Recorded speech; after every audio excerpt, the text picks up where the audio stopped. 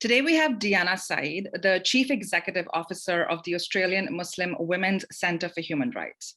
We'll talk a little about Australia's role in resettling Afghan refugees and its place in the world as a refugee and asylum seeker-friendly country.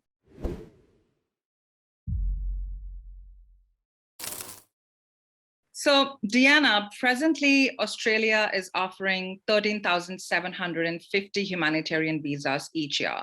And this number was cut from 18,750 in last year's budget. And now we're offering 3,000 visas, especially for those now fleeing Afghanistan. How is Australia faring in terms of its intake in comparison to other countries? Yeah, so we have to look at this a bit more holistically in terms of Australia's role in the intervention and as part of the US-led coalition forces over the last 2 decades, as well as, the current humanitarian intake, which has already been significantly reduced, as you said, from the 18,750 to the 13,750. So that was already part of our existing obligation under our humanitarian commitment to bringing in those people. And that is from all over the world, right? And these humanitarian visas are also notoriously difficult in terms of getting over the threshold, the forms, the application process, the fee in processing, and then the time that it takes to then bring those people safely to Australia can range quite varying across the board. So it's within our existing amount that they have carved out 3,000 just for Afghan refugees. Now that's welcome, that's great, that's a welcome first step, but we have to look at it within the context of where our role, the role that we played and the demand and the need right now, as we witnessed over the last few weeks. The evacuation was a complete disaster on multiple fronts, even though we knew that this hard deadline that was set by Biden back in May was the 31st of August, and predating that, the negotiations that Trump had entered into with the Taliban in Doha in February 2020, sort of predicating that this was part of their overarching exit strategy to remove themselves from the country. Sort of he got the ball rolling and Biden sort of sealed the deal. Didn't have to be this way. It didn't have to be in such a hasty manner. They definitely could have had some contingency plans around evacuating people and the necessitating, their safe removal. So yeah, as you mentioned, there weren't ADF planes or others that were leaving the country half empty because the logistics on the ground just meant that they couldn't quite get there. So we know now that in comparison to your question about the comparison, Australia is falling abysmally behind in terms of stepping up to the plate and acknowledging that its obligation sits beyond that 3,000. That was already committed. That was already part of our obligation. Carving out 3,000 spots for Afghans. I could feel that need in a day with the people that I know that have been contacting us and our centre, desperate to get out of the country and be evacuated to safety because they're at risk.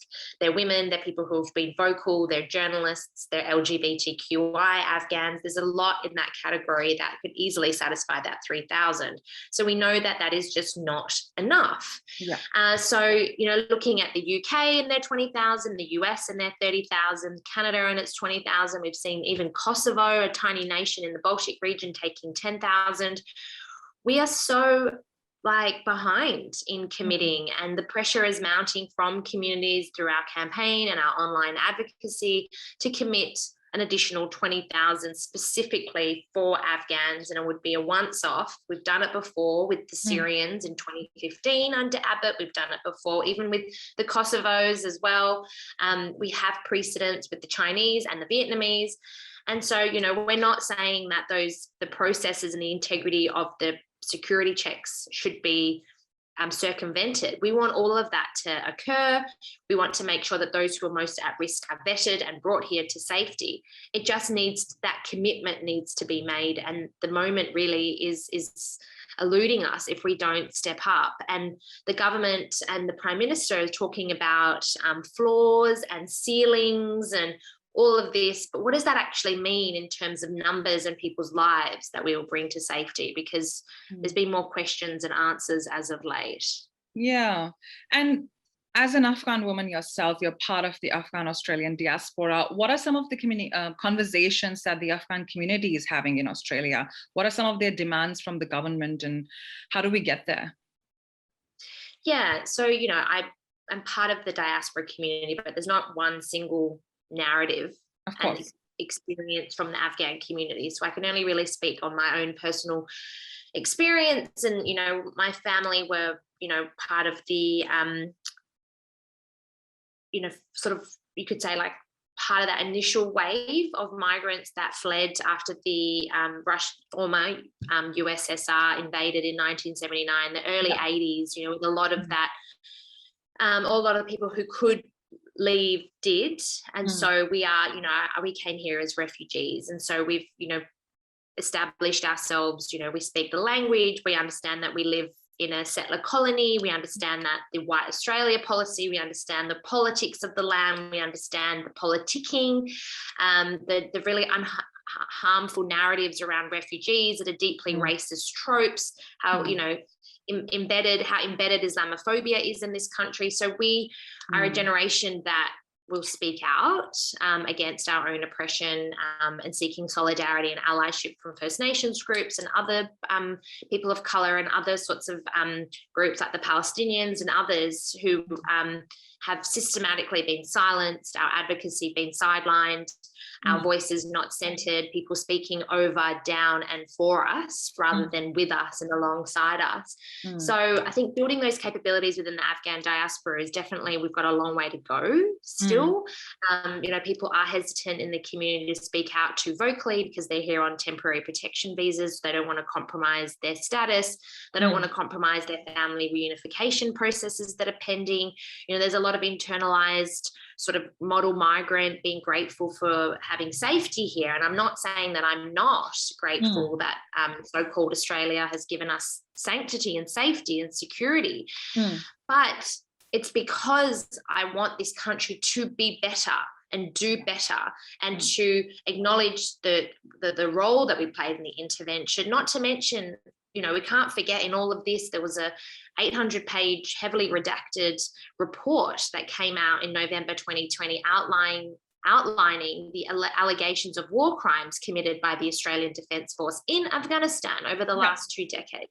So we not only have played a role, we've played a significant role in, committing alleged war crimes that seems to have been completely forgotten in this cognitive dissonance debate over, whether we should bring more refugees to Australia. So I just think that needs to be front and centre, and people need to understand that we played a role and it necessitates that we have a responsibility. Absolutely. And I am from India, and there have been a lot of Afghan refugees in India. There are a lot of, Afghan students in India. And recently the BJP government said that they were going to prioritize Hindus and Sikhs, which actually got a lot of criticism because they're not the only vulnerable groups in Afghanistan. I mean, yes, there are minority religious persecutions, but of course there are women and Hazara community and women and girls and artists and activists who are also at risk. So yeah, understanding religious persecution is important, but my question is, how do we ask the Australian government to also have that nuance within its humanitarian visas to sort of prioritize people who might be at a higher risk? Yeah, well, they did it with the Syrians.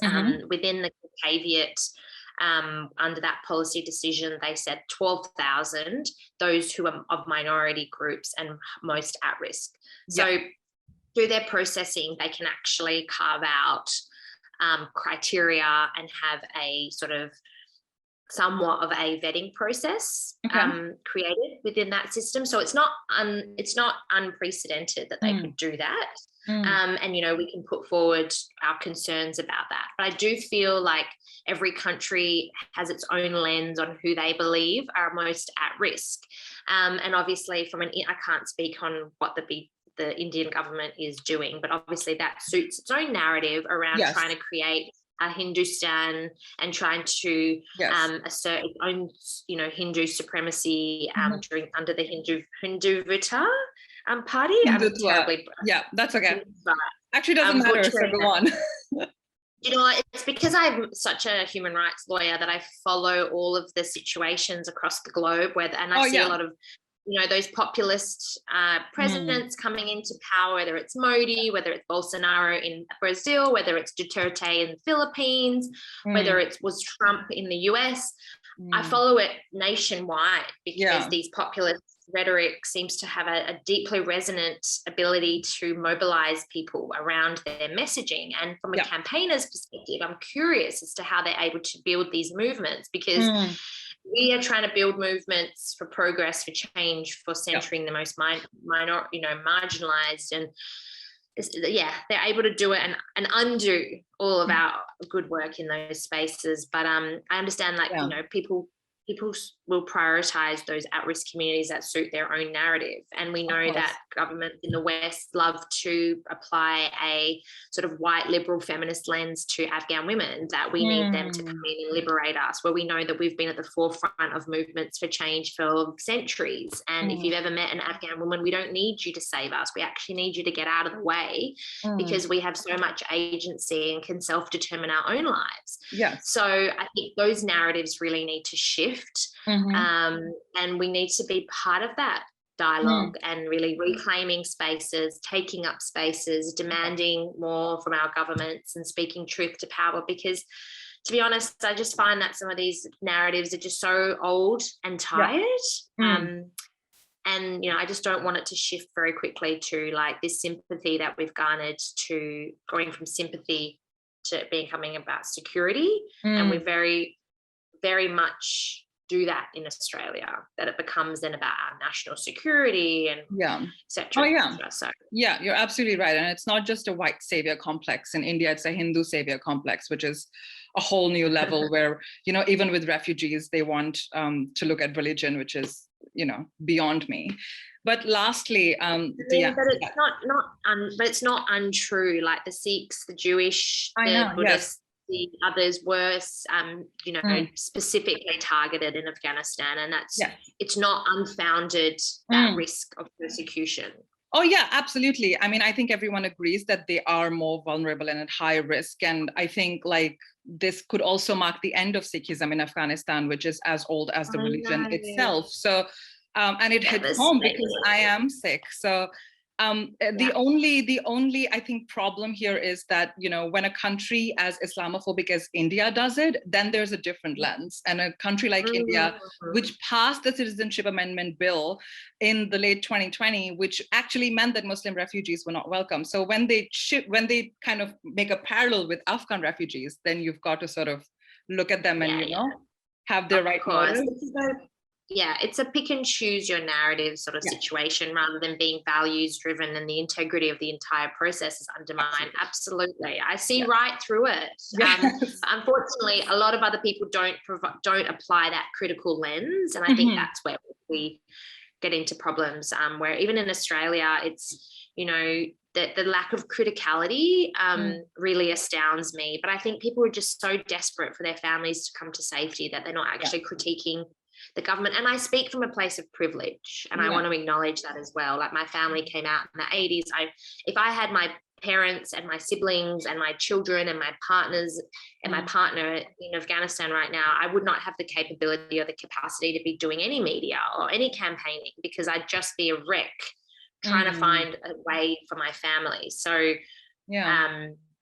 I just wanted to acknowledge that there is no one single narrative for Afghans. I don't speak on behalf of anyone. I don't wish to. Obviously, my family have an incredible privilege that we were able to get out. But I hope that I'm offering some platform through that privilege. Absolutely.